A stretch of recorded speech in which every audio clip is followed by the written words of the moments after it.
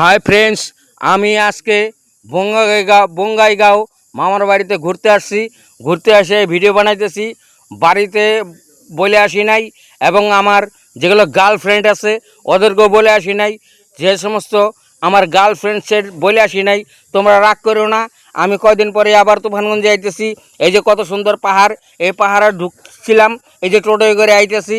যাই তোমাদের সঙ্গে পরে দেখা করব। সবসময় কথা বলতে পারি না, রাগ করো না। আমি আবার তোমাদের সঙ্গে দেখা করব সময় মতো।